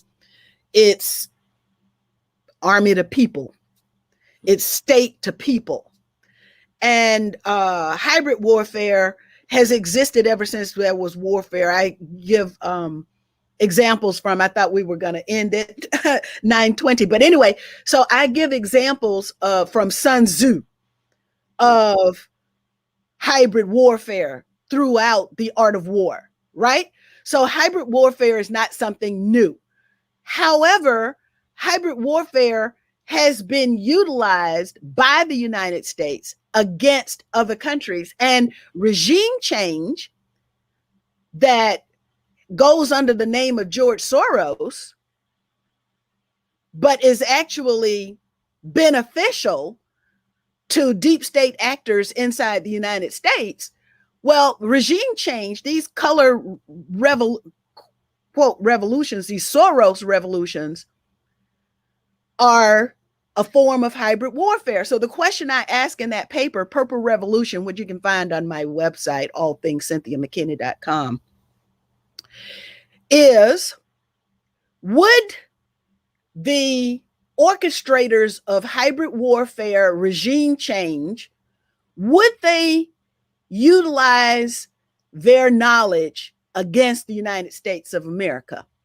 And of course, the answer is yes. And if we go back to the COINTELPRO papers, when a guy from the FBI writes a letter to a wife of a Black Panther Party member and says, your husband is cheating on you with this Hollywood actress, then that's a form of hybrid warfare. Mm-hmm. So it was not just a regime change. And long ago, when I was into the COINTELPRO thing, I understood that regime change operations have been utilized against Black America. So instead of getting authentic Black leaders, what the deep state gives us are people who have been vetted by them, approved by them, and who have been shown that they are willing to betray Black people. And when you have that as a process, as a filter, a sieve through which Black elected officials are taken, then of course it's no wonder that the Black community is marked by the disparity. I won't say lack of resources, because Black people have lots of money. It also depends on how you choose to spend those resources, those financial resources. And we also capitalize on our human resources with each other because we're community oriented, a lot of us anyway. So regime change operations have been enacted against the United States, people of the US, serially anyway. But now, do we see it in Washington, D.C.? Absolutely. And do we see it within the Black community? Absolutely. So that you get Black leaders who are championed and trumpeted by the likes of a Chuck Schumer, instead of Black people locally who are saying, well, I don't know. I had Black people in Chicago calling me, asking me, well, should I vote for Barack Obama? I mean, can you imagine Black people in Chicago don't even know their own leader? And we have one who's made in Georgia here by the name of Stacey Abrams. Ooh. And so now Stacey Abrams believes in open borders. Open borders. So, and then when those people come across the border undocumented, she wants them to be able to vote. Now, I happen to disagree with both of those positions because I understand that every person who crosses the border as an undocumented person is going to hurt and directly compete with particularly Black males who need employment so they can support their families. And so this direct head-to-head competition, we have undocumented immigration as a labor policy. And what do I mean by that? I mean that you get people in here who are thankful to be here, and well, in some cases, but in most cases, it's U.S. foreign policy that's driving them out of their own countries. And I attended a conference in Mexico City, populated with Latin Americans from all over Latin America, where they say we shouldn't have to immigrate in order to immigrate with an E. We shouldn't have to immigrate in order to have a decent way of living. We shouldn't have to go to North America to get a job, to support our families. And we don't want to go to leave our families, leave our communities, to be mistreated in the United States. I attended that conference. So we also understand that U.S. foreign policy is pernicious in this way. But you won't see the Democrats talking about changing U.S. foreign policy so that people can have dignity where they are. Dr. McKinney. Yes. My apologies, but we got to leave them something for the Riot Starter interview, and unfortunately, we because it's funny. I was like, we're gonna have her on the 920, and then we talked to our producers on the sneak. We like, listen, we got to push this a little bit further, and they like, this is Cynthia McKinney, let's go. So we definitely I'm gonna get what you said a date for this other interview. It's gonna be a live joint. And we can go as long as we want to you get tired and be like, we got to go. Okay, that works. If I can say one more thing, and yes, that is for your audience, do not be afraid of hydroxychloroquine and ivermectin. This SARS coronavirus 2, well, first of all, there's SARS coronavirus 2, but there's also the spike protein. And now what we know is that the spike protein, which is man-made, is the disease carrier. And the spike protein attaches to ACE2, TMPRSS2, and furin inside the human cell. Guess who's got most ACE2, furin, and TMPRSS2? So this is a selective item here that has been created. Remember the research in Israel and South Africa? Well, just don't think that it stopped when South Africa became the new South Africa, and Israel has always been the same old Israel. So don't think that research stopped, and protect yourselves with your immune system. Vitamin D3, get out in the sun, vitamin C, ivermectin, hydroxychloroquine. There's maybe one part of the segment we can have I talk to a doctor every morning, a frontline doctor every morning, and we go over the research to see what has changed, what's new, and what our people need to be doing to protect themselves. No doubt. You're listening to Dr. Congresswoman, gangster extraordinaire, Cynthia McKinney. When the last time you heard a congressperson giving you some medical advice dealing with nature's own? Anyway, we're gonna have her back very soon. What's the website, real quick, so we can? Yes, the paper is Purple Revolution. It's on allthingscynthiamckinney.com. I can't tell you the slash and all of that, but just find Purple Revolution. Or if you type it in, it's on the internet as well at academia.edu, I think. So thank you very much. It was great to see you. Thank you. See you too. Take care. Yes. Okay, bye-bye. Cool. Peace. Be safe. See you soon. You're listening to the Remix Morning Show. Where else can you get so much juice? Boom Bap Breakfast. Okay, we're going to take this quick ear doctor break, and we're going to come back. We still got Dr. Iyele Ichele in the building, and she got the medicine bag, speaking of medicine. Let's get it. Let's get it.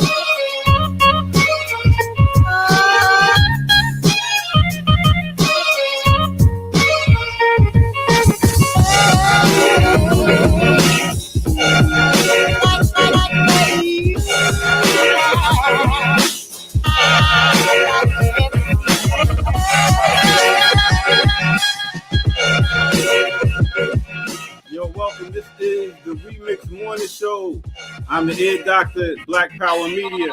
Yo, tune in each and every Tuesday through Thursday, 8 a.m. to 10 a.m. Let's get back to the morning show. Let's talk to Dr.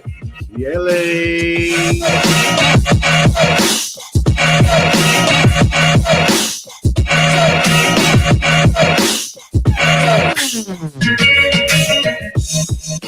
Beats by DJ Quads.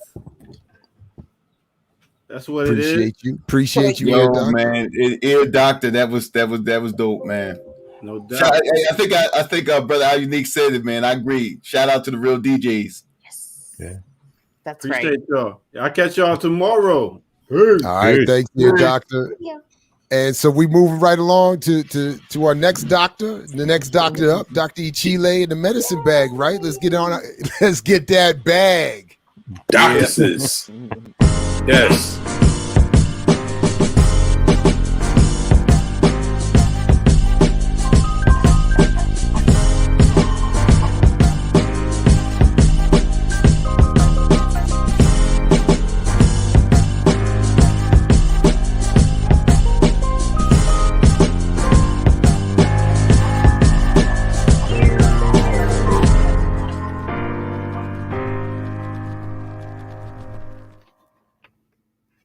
Hey everyone, good morning. Is that what I just heard Jared say?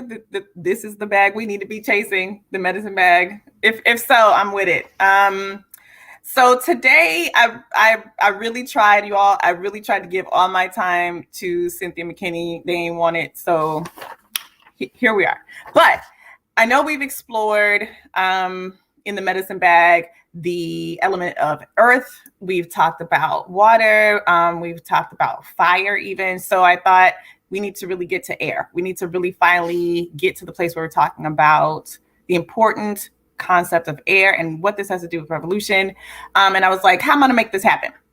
Thankfully, on Twitter, one of our family members, one of our supporters, Shakara, shout out to you, sent me an article on Twitter about Mbuya Nehanda. And it's so interesting because whenever I'm trying to figure out what I'm going to say, anytime I'm going to say anything, it's like an ancestor will show up in my life and like help me find something to say. And so Mbuya Nehanda, also known as Nehanda Charwe Nyakasikanda, she showed up and through this article. So she's going to help me talk with you all about this toolkit, this thing we want to pull out the medicine bag for today, which is breathing.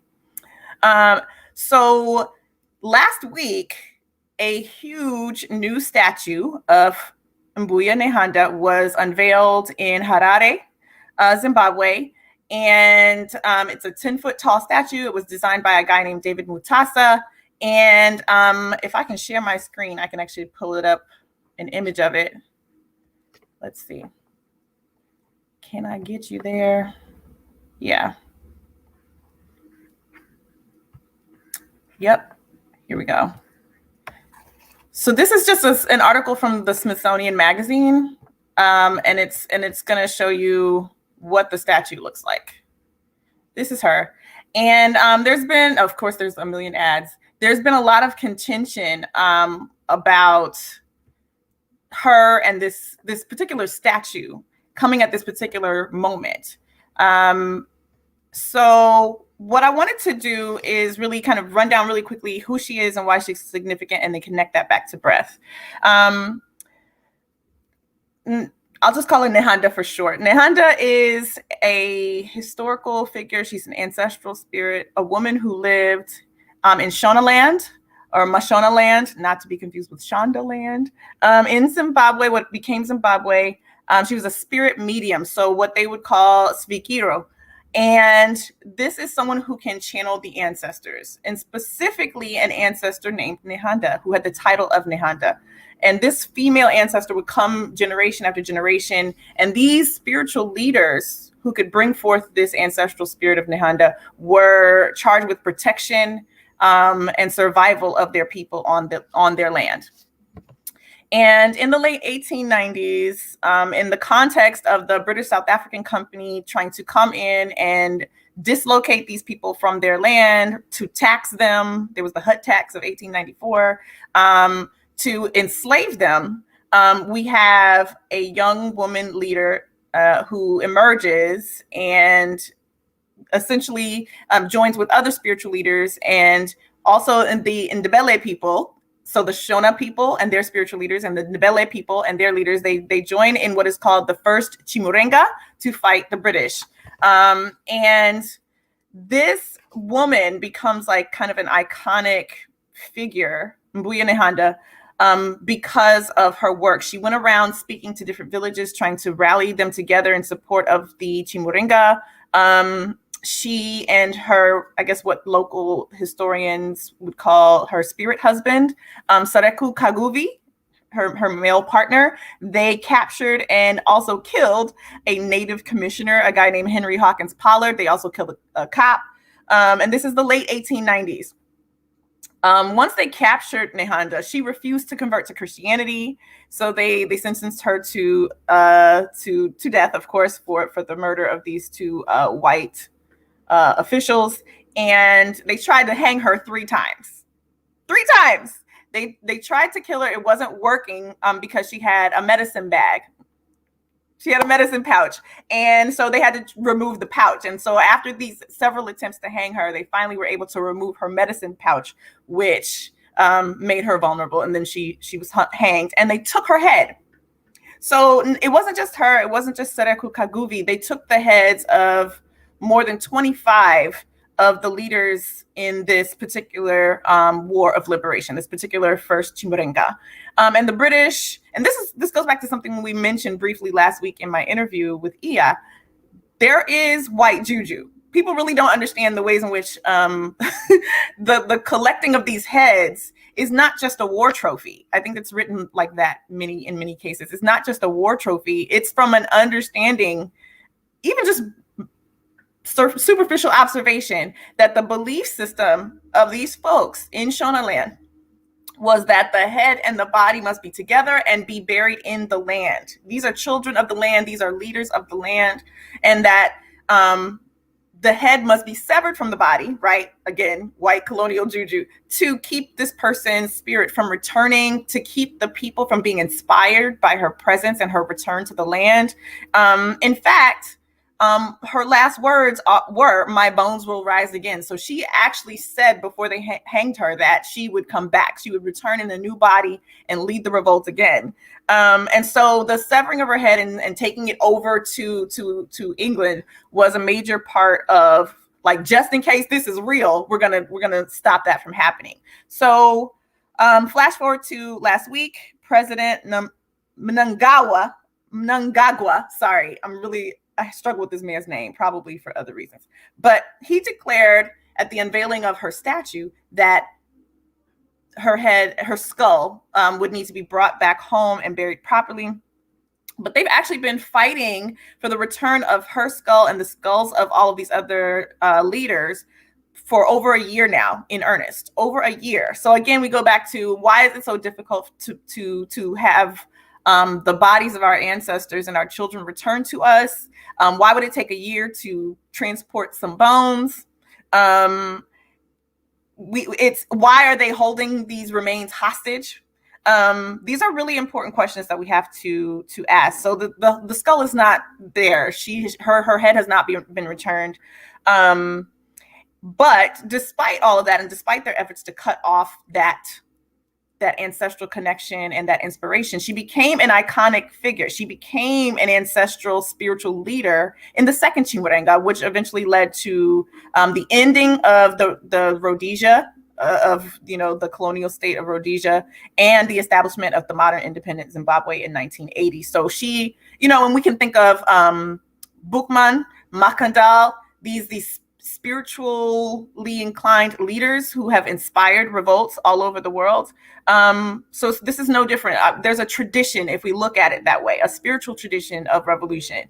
And I think it's important to also note that even though we like these really big expressions and celebrations of our leaders and our great revolutionaries, the people of Zimbabwe do have a problem with the fact that so much money was spent on this monument, and yet there are Zimbabweans going to sleep hungry, that are starving, that are not having their basic needs met. So I just wanted to make sure that we stand in solidarity with that very important criticism of this moment and this memorial.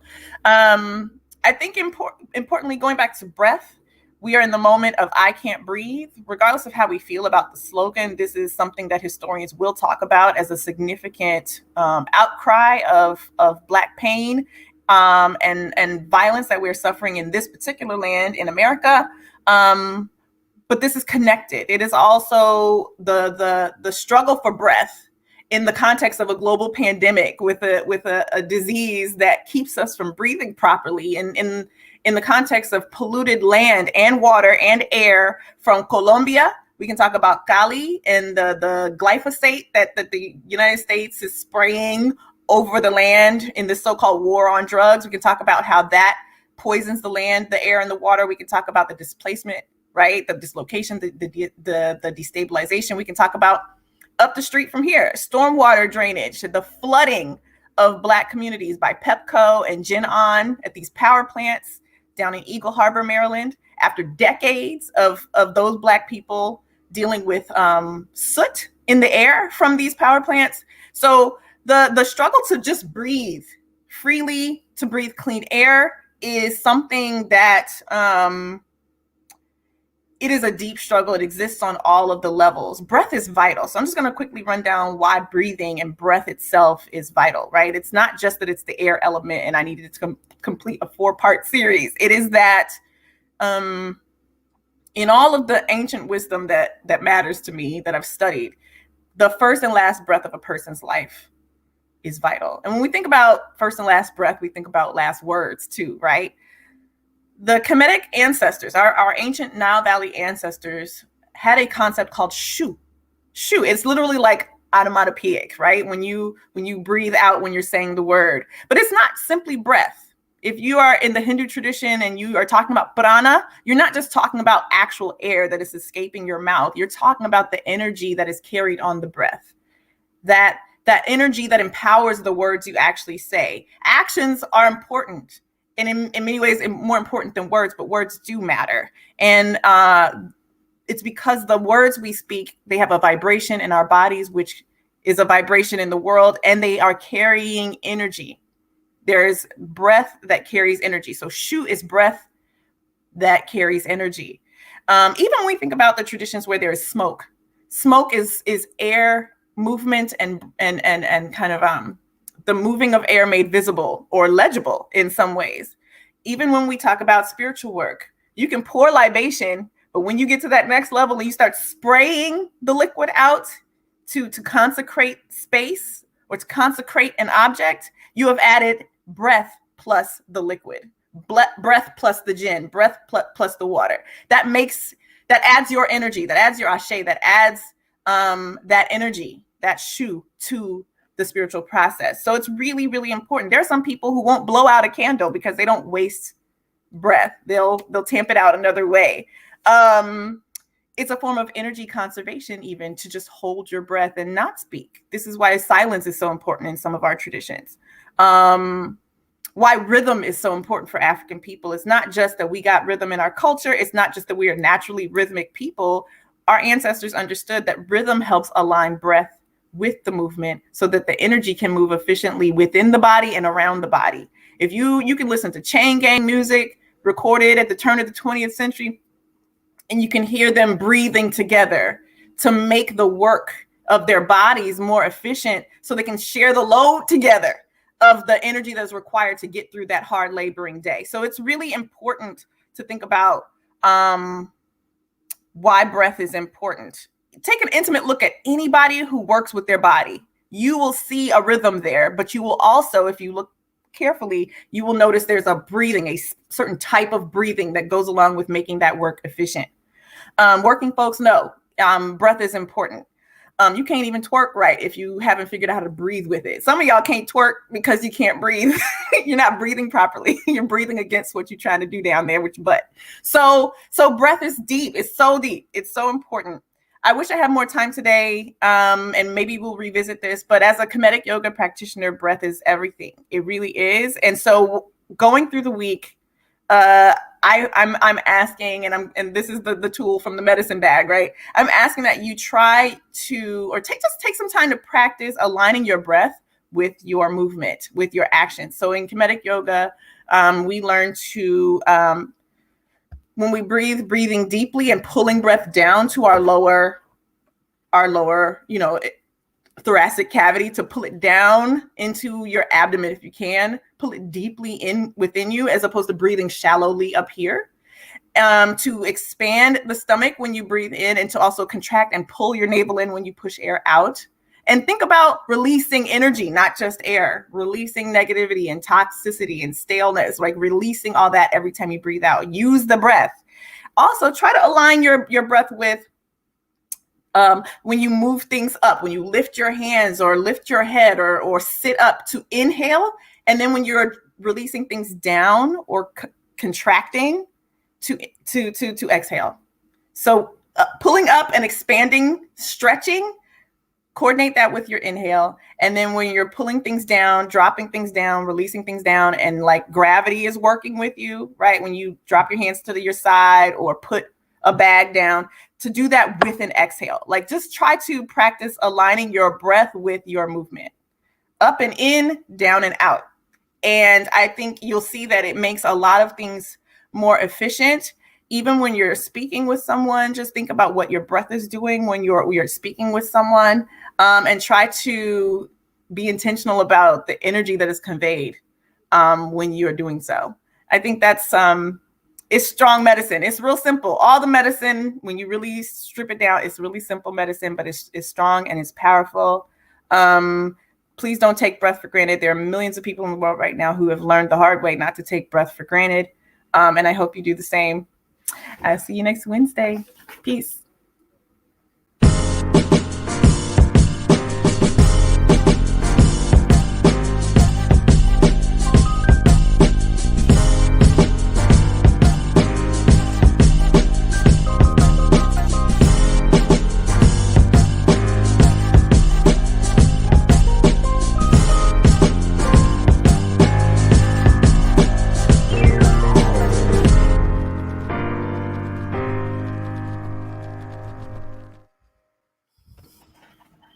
Yes, indeed.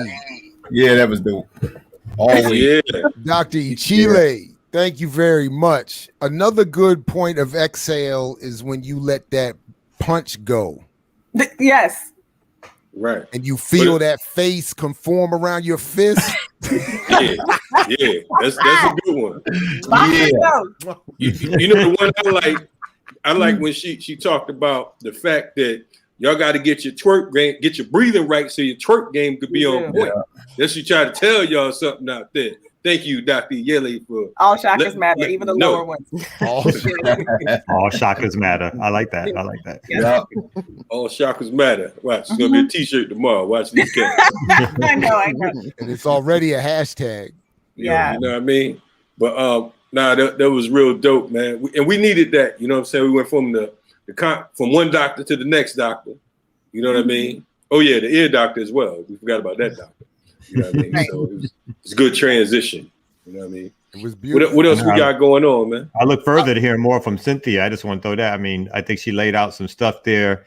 I know there's some discussion in the chat and all that kind of stuff. So it'd be interesting to have her, further expand and expound and all that kind of good stuff. And I think people, I mean, I know she may not be interested in this anymore, but I still think she should run for office. I think she might still beat most folks if she's got a legitimate platform. They don't put in all that Israeli money, of course, but she's really got she's got a voice, and she brings people out to listen to what she's got to say, even if everybody don't always agree with it. It's like something that needs to be listened to. So yeah, you might have to put really just like for her. Yeah, absolutely. I would really just like for her to in one space really lay out even just what happened in her congressional career, and then separately the Green Party run. Because I still don't think those stories have been properly told, and they reveal a lot about this country, our struggles. I mean, she's quite a remarkable person. I did a print interview with her back in 05, I think 05, 06, and we talked about she got into the whole thing about Tupac, COINTELPRO, and all of that type of stuff. So I mean. Find that and repost it if anybody's interested or whatever. But I would like to tell the story of the day I watched her late father run up on the late Paul Robeson Jr. At an event. Yeah, buddy. That was woo-wee. I mean, because I love people like that Cynthia bring a lot of powerful forces together. There's a lot of, and sometimes, there's some things that have to be worked out. I mean, but it was Speaking of her late father, he also ran up on this jackleg preacher out here, Markel Hutchins. You know what I mean? They tried to bum rush our joint, and Cynthia took the equipment. Father chumped him, called him all kinds, because I was a little younger and whatnot. He said, "You ain't gonna take this young boy's shine, you punk." He's like, "How you doing, Mr. McKinney?" "Fuck you, you punk motherfucker," this and that. The press was about right. Cynthia had to go over there and kind of move to the side because Billy McKinney was getting loose. You know what I mean? So shout out to the man who she got her political got her started with the politics or whatever, Billy McKinney. You know what I'm saying? He's a serious dude as well. But looking forward to that Riot Starter TV joint.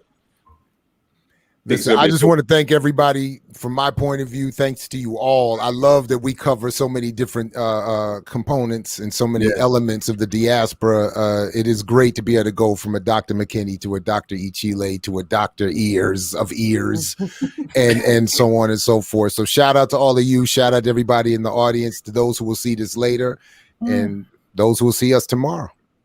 No doubt. Shout out to the staff. RemiX. Don't forget to breathe. Breathe. No doubt. Breathe and twerk.